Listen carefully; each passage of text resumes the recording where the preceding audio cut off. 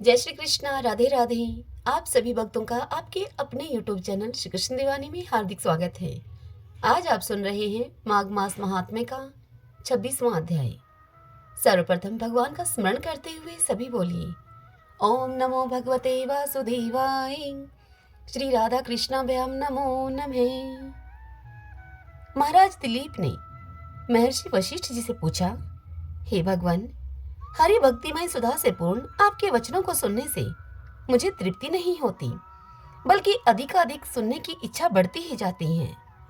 इस विषय में जितनी बातें हों वह सब मुझे बताइए। हे मुनि श्रेष्ठ, इस भयानक संसार रूपी वन में आध्यात्मिक आदि तीनों तापों के दावानल की महाज्वाला से संतप्त हुए मनुष्यों के लिए श्री हरि भक्तिमय सुधा के समुद्र को छोड़कर दूसरा कौन सा आश्रय हो सकता है। हे महामुने, मुनिजन जिनकी सदा उपासना किया करते हैं, परमात्मा की भक्ति के उन विभिन्न रूपों को इस समय आप विस्तार के साथ मुझे बतलाइए। यह सुनकर वशिष्ठ जी ने राजा दिलीप से कहा, हे राजेंद्र, तुम्हारा यह प्रश्न बहुत उत्तम है। यह मनुष्यों को संसार सागर के पार उतारने वाला है। भगवान विष्णु की भक्ति नित्य सुख देने वाली है। प्राचीन काल में कैलाश पर्वत के शिखर पर भगवती पार्वती जी ने लोक पूजित भगवान शंकर से इसी महान प्रश्न को पूछा था। देवी पार्वती महादेव जी से बोली, हे देवदेव, त्रिपुरासुर को मारने वाले हे महादेव, हे सुरेश्वर, मुझे विष्णु भक्ति का आप उपदेश कीजिए, जो कि सब प्राणियों को मुक्ति देने वाली है। यह सुनकर महादेव जी ने देवी पार्वती से कहा, सभी लोगों का हित चाहने वाली हे महादेवी, तुम्हें साधुवाद है। तुम जो भगवान लक्ष्मीपति के उत्तम महात्म्य के विषय में प्रश्न करती हो, यह बहुत ही उत्तम है। हे पार्वती, तुम धन्य हो, पुण्य आत्मा हो तुम, और भगवान विष्णु की भक्त हो। तुम्हारा कल्याण हो। मैं तुम्हारे शील, रूप और गुणों से सदा ही संतुष्ट रहता हूँ। हे गिरिजे, मैं उत्तम भगवत भक्ति, भगवान विष्णु के स्वरूप और उनके मंत्रों के विधान का तुमसे वर्णन करता हूँ। तुम ध्यान पूर्वक सुनो। भगवान नारायण ही परमार्थ तत्व हैं। वे ही विष्णु, वासुदेव, सनातन, परमात्मा, परब्रह्मा, परम ज्योति, नित्य, सर्वगत, स्थाणु, रुद्र, साक्षी, प्रजापति, यज्ञ, साक्षात यज्ञपति, ब्राह्मण सपति, हिरण्यगर्भ, सविता, लोककर्ता, लोकपालक और विभु आदि नामों से पुकारे जाते हैं। वे भगवान विष्णु ए अक्षर के वाच्य, लक्ष्मी से संपन्न, लीला के स्वामी तथा सभी के प्रभु हैं। अन्न से जिसकी उत्पत्ति होती है, उस जीव समुदाय के तथा अमृत तत्व अर्थात मोक्ष के भी वे ही स्वामी हैं। वे विश्वात्मा सहस्त्रों मस्तक वाले, सहस्त्रों नेत्र वाले और सहस्त्रों पैर वाले हैं। उनका कभी अंत नहीं होता, इसीलिए वे अनंत कहलाते हैं। लक्ष्मी के पति होने से श्रीपति नाम को धारण करते हैं। योगी जन उनमें रमण करते हैं, इसलिए उनका नाम राम है। वे समस्त गुणों को धारण करते हैं, फिर भी वे निर्गुण हैं, महान हैं। वे समस्त लोगों के ईश्वर, श्रीमान, सर्वज्ञ तथा सब और मुख वाले हैं। हे पार्वती, उन लोक प्रधान जगदीश्वर भगवान वासुदेव के महात्म्य का जितना मुझसे हो सकेगा मैं वर्णन करता हूँ तुमसे। वास्तव में तो मैं, ब्रह्मा जी तथा संपूर्ण देवता मिलकर भी उसका पूरा वर्णन नहीं कर सकते। संपूर्ण उपनिषदों में भगवान की महिमा का ही प्रतिपादन है तथा वेदांत में उन्हीं को परमार्थ तत्व निश्चित किया गया है। अब मैं भगवान की उपासना के पृथक पृथक भेद तुमसे बतलाता हूँ। तुम सुनो। भगवान का अर्चन, उनके मंत्रों का जप, उनके स्वरूप का ध्यान, उनके नामों का स्मरण, कीर्तन, श्रवण, वंदन, चरण सेवन, चरणोदक सेवन, उनका प्रसाद ग्रहण करना, भगवत भक्तों की सेवा करना, द्वादशी व्रत का पालन करना, तुलसी का वृक्ष लगाना, यह सब देवादिदेव भगवान विष्णु की भक्ति है, जो कि भव बंधन से छुटकारा दिलाने वाली है। संपूर्ण देवताओं के तथा मेरे लिए भी पुरुषोत्तम श्रीहरि ही पूजनीय हैं। ब्राह्मणों के लिए तो वे विशेष रूप से पूज्य हैं। अतः ब्राह्मणों को उचित है कि वे ब्राह्मण प्रतिदिन विधि पूर्वक श्रीहरि का पूजन करें। श्रेष्ठ द्विज को अष्टाक्षर मंत्र का अभ्यास करना चाहिए। प्रणव को मिलाकर ही वह मंत्र अष्टाक्षर कहा गया है। वह मंत्र है ओम नमो नारायणाय। इस प्रकार इस मंत्र को अष्टाक्षर जानना चाहिए। यह सब मनोरथों की सिद्धि और सभी दुखों का नाश करने वाला है। इस मंत्र के ऋषि और देवता लक्ष्मीपति भगवान नारायण ही हैं। छंद दैवी गायत्री है। प्रणव को इसका बीज कहा गया है। भगवान से कभी विलग न होने वाली भगवती लक्ष्मी को ही विद्वान पुरुष इस मंत्र की शक्ति कहते हैं। इस मंत्र का पहला पद ओम, दूसरा पद नमः है और तीसरा पद नारायणाय है। इस प्रकार यह 3 पदों का मंत्र बतलाया गया है। प्रणव में 3 अक्षर हैं, अकार, उकार तथा मकार। प्रणव को तीनों वेदों का स्वरूप बतलाया गया है। यह ब्रह्मा का निवास स्थान है। अकार से भगवान विष्णु का और उकार से भगवती लक्ष्मी का प्रतिपादन होता है और मकार से उन दोनों के दासभूत जीवात्मा का कथन है, जो कि 25वां तत्व है। किसी किसी के मत में उकार अवधारणवाची है। इस पक्ष में भी श्री तत्व का प्रतिपादन उकार के द्वारा ही किया जाता है। जैसे सूर्य की प्रभा सूर्य से कभी अलग नहीं होती, ठीक उसी प्रकार भगवती लक्ष्मी श्री विष्णु से नित्य संयुक्त रहती हैं। आकार से जिनका बोध कराया जाता है वे लक्ष्मीपति भगवान विष्णु कारण के भी कारण हैं। संपूर्ण जीवात्माओं के प्रधान अंगी हैं, जगत के वे बीज हैं और परम पुरुष हैं। वे ही जगत के कर्ता, पालक, ईश्वर और लोक के बंधु बांधव हैं तथा उनकी मनोरमा पत्नी लक्ष्मी संपूर्ण जगत की माता, आदिश्वरी और आधार शक्ति हैं। वे नित्य हैं और श्री विष्णु से कभी विलग नहीं होती। उकार से उन्हीं के तत्व का बोध कराया जाता है। मकार से इन दोनों के दास जीवात्मा का कथन है, जिसे विद्वान पुरुष क्षेत्रज्ञ कहते हैं। यह ज्ञान का आश्रय और ज्ञान रूपी गुण से युक्त है। इसे चित्त और प्रकृति से परे माना गया है। यह अजन्मा, निर्विकार, एक रूप, सब रूप का भागी, अणु, नित्य, अव्यापक, चिदानंद स्वरूप। अहम पद का अर्थ अविनाशी, क्षेत्र अर्थात शरीर का अधिष्ठाता, भिन्न भिन्न रूप धारण करने वाला, सनातन, जलाने, काटने, गलाने और सुखाने में न आने वाला तथा अविनाशी है। ऐसे गुणों से युक्त जो जीवात्मा है वह सदा परमात्मा का अंगभूत है। वह केवल श्री हरि का ही दास है और किसी का नहीं। इस प्रकार मध्यम अक्षर उकार के द्वारा जीव के दास भाव का ही अवधारण अर्थात निश्चय किया जाता है। इस तरह पर्णव का अर्थ जानना चाहिए। हे महादेवी, पर्णव का अर्थ स्पष्ट हो जाने पर शेष मंत्र के द्वारा परमात्मा के दासभूत जीव की स्वतंत्रता ही सिद्ध होती है। वह कभी स्वतंत्र नहीं होता। अतः अपनी स्वतंत्रता के महान अहंकार को मन से दूर कर देना चाहिए। अहंकार बुद्धि से जो कर्म किया जाता है उसका भी निषेध है। मनस अर्थात मन शब्द में जो मकार है वह अहंकार का वाचक है और नकार उसका निषेध करने वाला है।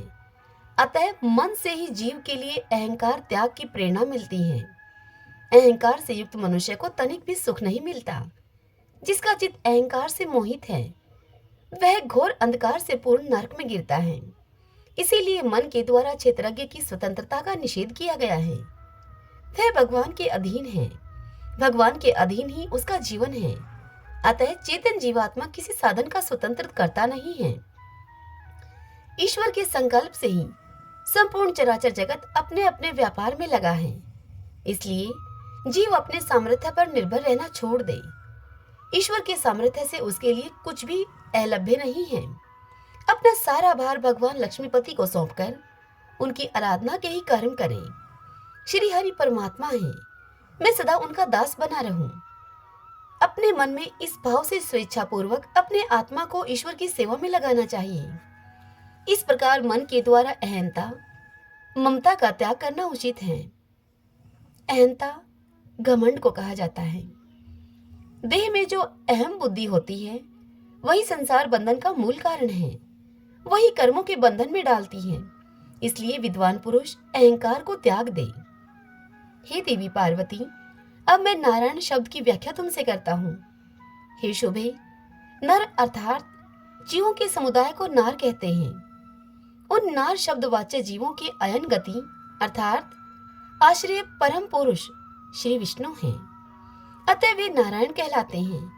अथवा नार यानी के जीव उन भगवान के आयन अर्थात भगवान के निवास स्थान हैं, इसीलिए भी उन्हें नारायण कहा जाता है।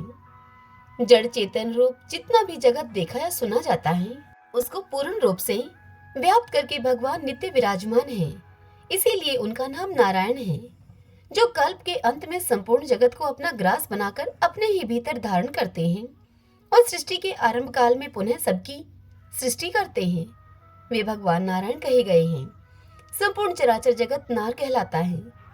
उसको जिनका संग नित्य प्राप्त है अथवा उसे जिनके द्वारा उत्तम गति प्राप्त होती है, उन्हें नारायण कहते हैं। जल से फेन की भांति जिनसे संपूर्ण लोग उत्पन्न होते हैं और पुनः जिनमें लीन हो जाते हैं, उन भगवान को नारायण कहा गया है।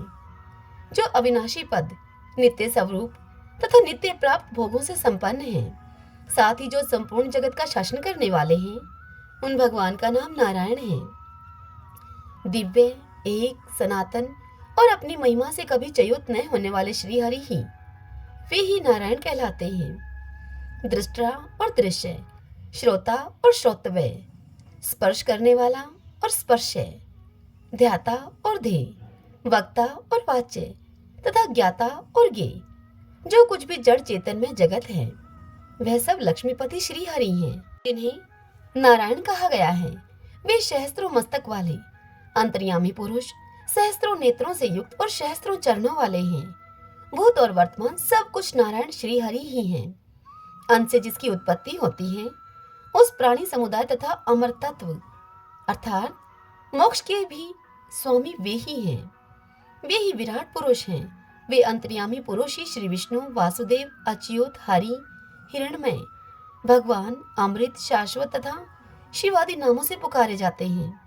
वे ही संपूर्ण जगत के पालक और सब लोगों पर शासन करने वाले ईश्वर हैं। वे हिरण्मय अंड को उत्पन्न करने के कारण हिरण्यगर्भ और सबको जन्म देने के कारण सविता हैं। उनकी महिमा का अंत नहीं है, इसीलिए वे अनंत कहलाते हैं। वे महान ऐश्वर्य से संपन्न होने के कारण महेश्वर हैं। उन्हीं का नाम भगवान अर्थात षड्विध ऐश्वर्य से युक्त और पुरुष हैं। वासुदेव शब्द बिना किसी उपाधि के सर्वात्मा का बोधक है। उन्हीं को ईश्वर, भगवान विष्णु, परमात्मा, संसार के सुहृदय, चराचर प्राणियों के एकमात्र शासक और यतियों की परम गति कहते हैं, जिन्हें वेद के आदि में स्वर कहा गया है, जो वेदांत में भी प्रतिष्ठित हैं तथा जो प्रकृति लीन पुरुष से भी परे हैं। वे ही महेश्वर कहलाते हैं। प्रणव का जो आकार है, वह श्री विष्णु ही हैं, और जो विष्णु हैं, वे ही नारायण हरि हैं। उन्हीं को नित्य पुरुष, परमात्मा और महेश्वर कहते हैं। मुनियों ने उन्हें ही ईश्वर का नाम दिया है। इसीलिए भगवान वासुदेव में उपाधि शून्य ईश्वर शब्द की प्रतिष्ठा है। सनातन वेदवादियों ने उन्हें आत्मेश्वर कहा है। इसीलिए वासुदेव में महेश्वर तत्व की भी प्रतिष्ठा है। वे त्रिपाद, विभूति तथा लीला के भी अधीश्वर हैं, जो श्री, भू तथा लीला देवी के स्वामी हैं। उन्हीं को अच्युत कहा गया है। इसीलिए वासुदेव में सर्वेश्वर शब्द की भी प्रतिष्ठा है। जो यज्ञ के ईश्वर, यज्ञ स्वरूप, यज्ञ के भोक्ता, यज्ञ करने वाले, विभू, यज्ञ रक्षक और यज्ञ पुरुष हैं, वे भगवान ही परमेश्वर कहलाते हैं। वे ही यज्ञ के अधीश्वर होकर समस्त हव्य कव्यों का भोग लगाते हैं। वे ही इस लोक में अविनाशी श्रीहरि एवं ईश्वर कहलाते हैं। उनके निकट आने से समस्त राक्षस, असुर और भूत तत्काल भाग जाते हैं। जो विराट रूप धारण करके अपनी विभूति से तीनों लोकों को तृप्त करते हैं, वे पाप को हरने वाले श्री जनार्दन ही परमेश्वर हैं। जब पुरुष रूपी हवि के द्वारा देवताओं ने यज्ञ किया, तब उस यज्ञ से नीचे ऊपर दोनों ओर दांत रखने वाले जीव उत्पन्न हुए। सबको होमने वाले उस यज्ञ से ही ऋग्वेद और सामवेद की उत्पत्ति हुई। उसी से घोड़े, गौ और पुरुष आदि उत्पन्न हुए। उस सर्वज्ञ में पुरुष श्री हरि के शरीर से स्थावर जंगम रूप समस्त जगत की उत्पत्ति हुई। उनके मुख, बाहों, उरु और चरणों से कर्मशः ब्राह्मण आदि वर्ण उत्पन्न हुए। भगवान के पैरों से पृथ्वी और भगवान के मस्तक से आकाश का प्रादुर्भाव हुआ। उनके मन से चंद्रमा, उनके नेत्रों से सूर्य, उनके मुख से अग्नि और सिर से धूलोक, उनके प्राणों से सदा चलने वाली वायु, नाभि से आकाश, और संपूर्ण चराचर जगत की उत्पत्ति हुई। सब कुछ श्री विष्णु से ही प्रकट हुआ है, इसीलिए वे सर्वव्यापी नारायण सर्वमय कहलाते हैं। इस प्रकार संपूर्ण जगत की सृष्टि करके श्रीहरि पुनः उसका संहार करते हैं, ठीक उसी तरह से जैसे कि मकड़ी अपने से प्रकट हुए तंतुओं को पुनः अपने में ही लीन कर लेती है। ब्रह्मा, इंद्र, रुद्र, वरुण और यम सभी देवताओं को अपने वश में करके उनका संहार करते हैं, इसीलिए भगवान को हरि कहा जाता है। जब सारा जगत प्रलय के समय एकारणों में निमग्न हो जाता है, उस समय वे सनातन पुरुष श्री हरि संसार को अपने उदर में स्थापित करके स्वयं माया में वटवृक्ष के पत्र पर शयन करते हैं। कल्प के आरंभ में एकमात्र सर्वव्यापी एवं अविनाशी भगवान नारायण ही थे। उस समय न ब्रह्मा थे, न रुद्र थे और न देवता थे, न महर्षि थे। ये पृथ्वी, आकाश, चंद्रमा, सूर्य, नक्षत्र, लोक और महतत्व से आवृत ब्रह्मांड भी नहीं थे। श्री हरि ने समस्त जगत का संहार करके सृष्टि काल में पुनः उसकी सृष्टि की, इसीलिए उन्हें नारायण कहा गया है। हे देवी पार्वती, नारायणाय इस चतुर्थांत पद से जीव के दास भाव का प्रतिपादन होता है। ब्रह्मा आदि संपूर्ण जगत भगवान का दास ही है। पहले इस अर्थ को समझकर पीछे मंत्र का प्रयोग करना चाहिए। मंत्र के अर्थ को न जानने से सिद्धि प्राप्त नहीं होती। श्रीमन नारायण नारायण हरि हरि, भजमन नारायण नारायण हरि हरि। श्री महादेव जी देवी पार्वती से कहते हैं, हे प्रिय, गीता के वर्णन से संबंध रखने वाली कथा एवं विश्व रूप अध्याय के पावन महात्म्य को तुम श्रवण करो। विशाल नेत्रों वाली हे पार्वती, इस अध्याय के महात्म्य का पूरा वर्णन नहीं किया जा सकता। इसके संबंध में सहस्त्रों कथाएं हैं। उनमें से एक यहाँ कही जाती है। परिणीता नदी के तट पर मेघंकर नाम से विख्यात एक बहुत बड़ा नगर है। उसके प्राकार और गोपुर बहुत ऊंचे हैं। वहाँ बड़ी बड़ी विश्रामशालाएं हैं, जिनमें सोने के खंभे शोभा दे रहे हैं। उस नगर में श्रीमान, सुखी, शांत, सदाचारी और जितेंद्रिय मनुष्यों का निवास है।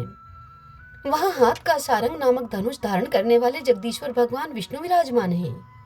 वे परब्रह्मा के साकार स्वरूप हैं। संसार के नेत्रों को जीवन प्रदान करने वाले हैं। उनका गौरवपूर्ण श्री विग्रह भगवती लक्ष्मी के नेत्र कमलों के द्वारा पूजित होता है। भगवान की वह झांकी वामन अवतार की है।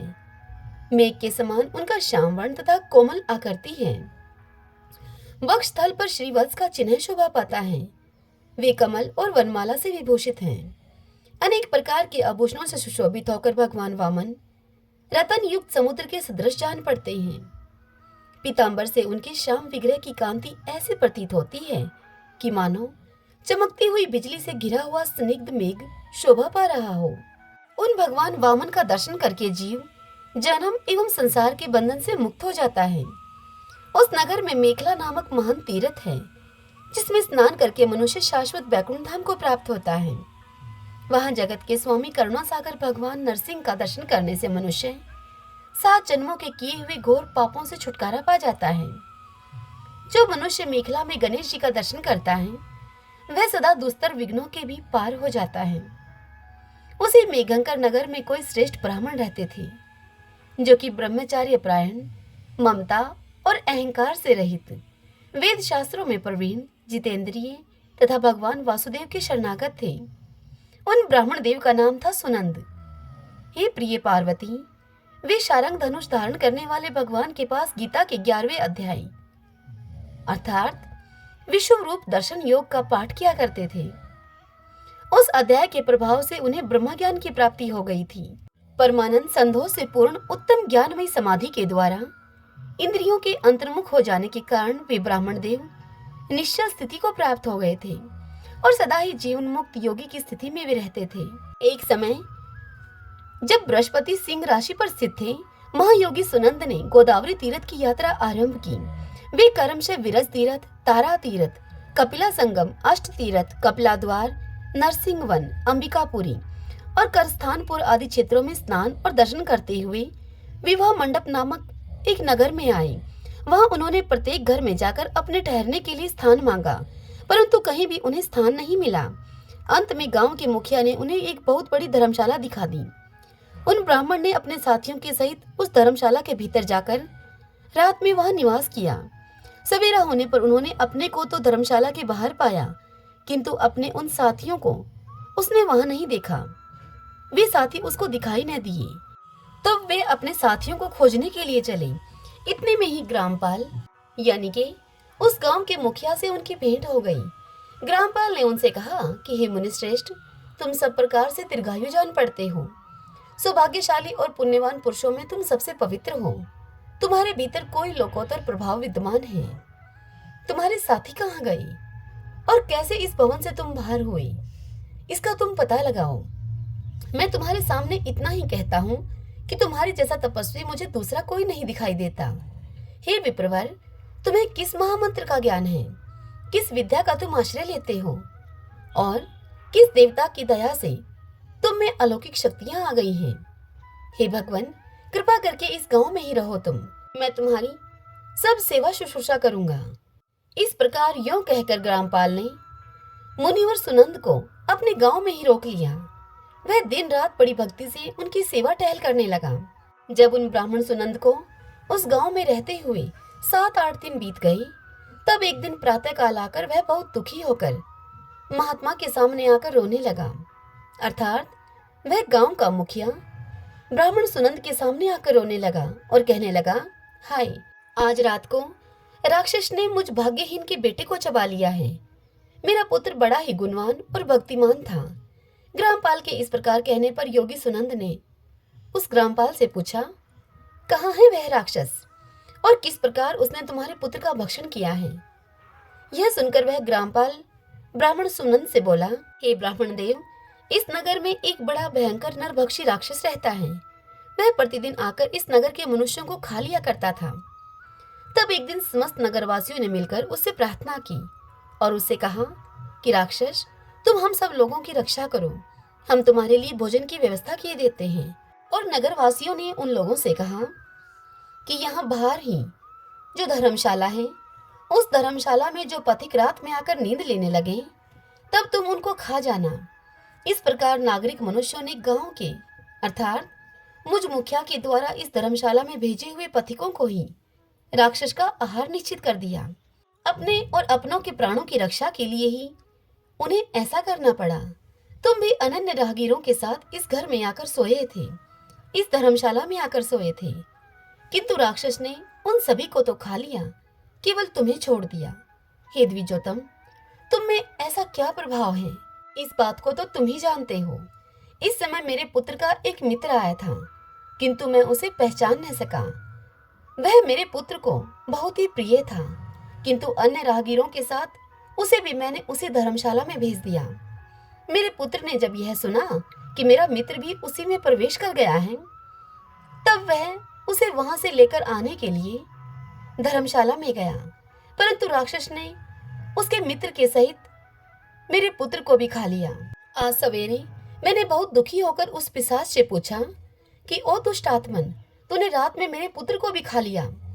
तुम्हारे पेट में पड़ा हुआ मेरा पुत्र जिससे जीवित हो सके, ऐसा कोई उपाय यदि हो तो मुझे बता।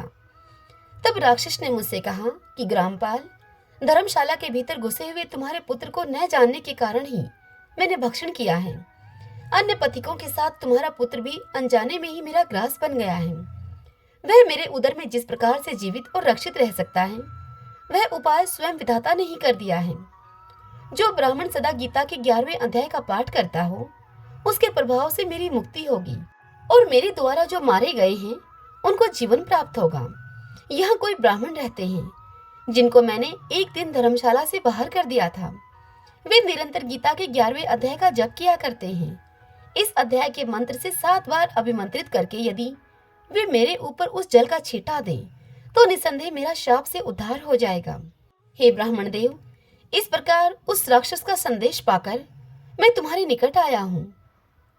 मुखिया की सारी बात सुनकर उस ब्राह्मण सुनंद ने उससे पूछा, हे ग्रामपाल, जो रात में सोए हुए मनुष्यों को खाता है, वह प्राणी, वह राक्षस किस पाप से राक्षस बना है? तब वह ग्रामपाल बोला कि हे ब्राह्मण, पहले इस गांव में कोई किसान ब्राह्मण रहा करता था। एक दिन वह अघनी के खेत की क्यारियों की रक्षा करने में लगा हुआ था। वहां से थोड़ी ही दूर पर एक बहुत बड़ा गिद्ध किसी राही को मारकर खा रहा था। उसी समय एक तपस्वी कहीं से आ निकले, जो कि उस राही को बचाने के लिए दूर से ही दया दिखाते आ रहे थे। गिद्ध उस राही को खाकर आकाश में उड़ गया। तब तपस्वी ने कुपित होकर उस किसान से पूछा, ओ दुष्ट हलवाहे, तुझे धिक्कार है। तू बड़ा ही कठोर और निर्दयी है। दूसरे की रक्षा से मुंह मोड़कर केवल पेट पालने के धंधे में लगा हुआ है। तेरा जीवन नष्ट प्राय है। अरे, जो मनुष्य, चोर, दाढ़ी वाले जीव, सर्प, शत्रु, अग्नि, विष, जल, गिद्ध, राक्षस, भूत और बेताल आदि के द्वारा घायल हुए मनुष्यों की शक्ति होते हुए भी उपेक्षा करता है, वह उनके वध का फल पाता है। जो शक्तिशाली होकर भी चोर आदि के चंगुल में फंसे हुए ब्राह्मण को छुड़ाने की चेष्टा नहीं करता, वह तो घोर नरक में पड़ता है और पुनः भेड़िए की योनि में जन्म लेता है। जो वन में मारे जाते हुए तथा गृध्र और व्याघ्र की दृष्टि में पड़े हुए जीव की रक्षा के लिए छोड़ो छोड़ो की पुकार करता है, वह परम गति को प्राप्त होता है। जो मनुष्य गौओं की रक्षा के लिए व्याघ्र, भील और दुष्ट राजाओं के हाथ से मारे जाते हैं, वे मनुष्य विष्णु के उस परम पद को पाते हैं, जो योगियों के लिए भी दुर्लभ है। सहस्त्र अश्वमेध और 100 वाजपेयी यज्ञ मिलकर शरणागत रक्षा की 16वीं कला के बराबर भी नहीं हो सकते। दीन तथा भयभीत जीव की उपेक्षा करने से पुण्यवान पुरुष भी समय आने पर कुंभीपाक नामक नरक में पकाया जाता है। तूने दुष्ट गिद्ध के द्वारा खाए जाते हुए राही को देखकर उसे बचाने में समर्थ होते हुए भी जो उसकी रक्षा नहीं की, इससे तू निर्दयी जान पड़ता है। इसलिए तू राक्षस हो जा। यह सुनकर वह किसान बोला, हे महात्मन, मैं यहाँ उपस्थित अवश्य था, किंतु मेरे नेत्र बहुत देर से खेत की रक्षा में लगे हुए थे, इसलिए पास होने पर भी गिद्ध के द्वारा मारे जाते हुए इस मनुष्य को मैं नहीं जान सका। अतः मुझ दिन पर आपको अनुग्रह करना चाहिए। यह सुनकर तपस्वी ब्राह्मण ने मुझसे कहा कि जो प्रतिदिन गीता के 11वें अध्याय का जप करता है, उस मनुष्य के द्वारा अभिमंत्रित जल जब तुम्हारे मस्तक पर पड़ेगा, उस समय तुम्हें शाप से छुटकारा मिल जाएगा। यह कहकर तपस्वी ब्राह्मण वहां से चले गए और वह किसान राक्षस हो गया। अतः हे द्विश्रेष्ठ, तुम चलो और 11वें अध्याय से तीर्थ के जल को अभिमंत्रित करो, फिर अपने ही हाथ से उस राक्षस के मस्तक पर उस जल को छिड़क दो। ग्रामपाल की यह सारी प्रार्थना सुनकर ब्राह्मण सुनंद का हृदय करुणा से भर गया। वे ब्राह्मण देव बहुत अच्छा कहकर उस ग्रामपाल के साथ उस राक्षस के निकट गए। वे ब्राह्मण सुनंद योगी थे। उन्होंने विश्व रूप दर्शन नामक 11वें अध्याय से जल अभिमंत्रित करके उस राक्षस के मस्तक पर डाला। गीता के 11वें अध्याय के प्रभाव से वह किसान राक्षस योनि से मुक्त हो गया। उसने राक्षस देह का परित्याग करके चतुर्भुज रूप धारण कर लिया और उसने जिन सहस्त्रों पथिकों का भक्षण किया था, वे सभी भी शंख, चक्र एवं गदा धारण किए हुए चतुर्भुज रूप हो गए। तत्पश्चात वे सभी विमान पर आरूढ़ हुए। इतने में ही ग्रामपाल ने राक्षस से कहा, हे निशाचर, मेरा पुत्र कौन है? तुम उसे दिखाओ मुझे। ग्रामपाल के इस प्रकार यों कहने पर दिव्य बुद्धि वाले राक्षस ने उससे कहा कि ये जो तमाल के समान श्याम, 4 भुजाधारी, माणिक्यमय मुकुट से सुशोभित तथा दिव्य मणियों के बने हुए कुंडलों से अलंकृत हैं, हार पहनने के कारण जिनके कंधे मनोहर प्रतीत होते हैं, जो सोने के भुजबंदों से विभूषित, कमल के समान नेत्र वाले, सनिग्ध रूप तथा हाथ में कमल लिए हुए हैं और दिव्य विमान पर बैठकर देवत्व को प्राप्त हो चुके हैं, इन्हीं को तुम अपना पुत्र समझो। यह सुनकर ग्रामपाल ने उसी रूप में अपने पुत्र को देखा और उसे अपने घर लेकर जाना चाहा। यह देखकर उसका पुत्र हंस पड़ा और उससे इस प्रकार कहने लगा। ग्रामपाल का पुत्र ग्रामपाल से बोला, हे ग्रामपाल, कई बार तुम भी मेरे पुत्र हो चुके हो। पहले मैं तुम्हारा पुत्र था, किंतु अब देवता हो गया हूँ। इन ब्राह्मण देवता के प्रसाद से मैं बैकुंठ धाम को जाऊंगा। देखो, यह निशाचर भी चतुर्भुज रूप को प्राप्त हो गया है। 11वें अध्याय के महात्म्य से यह सब लोगों के साथ श्री विष्णु धाम को जा रहा है। अतः तुम भी इन ब्राह्मण देव से गीता के 11वें अध्याय का अध्ययन करो और निरंतर उसका जप करते रहो। इसमें संदेह नहीं कि तुम्हारी भी ऐसी ही उत्तम गति होगी। हे तात, मनुष्यों के लिए साधु पुरुषों का संग सर्वथा दुर्लभ है, वह भी इस समय तुम्हें प्राप्त है। अतः अपना अभिष्ट तुम सिद्ध करो। धन, भोग, दान, यज्ञ, तपस्या और पूर्त कर्मों से क्या लेना है? विश्व रूप अध्याय के पाठ से ही परम कल्याण की प्राप्ति हो जाती है। पूर्णानंद संदोह स्वरूप श्री कृष्ण नामक ब्रह्मा के मुख से कुरुक्षेत्र में अपने मित्र अर्जुन के प्रति जो अमृत में उपदेश निकला था, वही श्री विष्णु का परम तात्विक रूप है। तुम उसी का चिंतन करो। वह मोक्ष के लिए प्रसिद्ध रसायन है। संसार भय से डरे हुए मनुष्यों की आदि व्याधि का विनाशक तथा अनेक जन्मों के दुखों का नाश करने वाला है। मैं उसके सिवा दूसरे किसी साधन को ऐसा नहीं देखता, अतः उसी का अभ्यास करो तुम। इतनी कथा सुनाकर महादेव जी देवी पार्वती से कहते हैं कि हे देवी, यूं कहकर वह सबके साथ, उस मुखिया का पुत्र सभी के साथ श्री विष्णु के परम धाम को चला गया। तब ग्रामपाल ने ब्राह्मण के मुख से उस अध्याय को पढ़ा। फिर वे दोनों ही उसके महात्म्य से श्री विष्णु धाम को चले गए। हे पार्वती, इस प्रकार मैंने तुम्हें श्रीमद् भगवत गीता के 11वें अध्याय के महात्म्य की कथा सुनाई है। इस कथा के श्रवण मात्र से महान पातकों का नाश हो जाता है। श्रीमन नारायण नारायण हरि हरि, भजमन नारायण नारायण हरि हरि। कथा पसंद आई हो आपको तो इस वीडियो को आप लाइक करें और कमेंट बॉक्स में ओम नमो भगवते वासुदेवाय लिखें। हरे कृष्णा।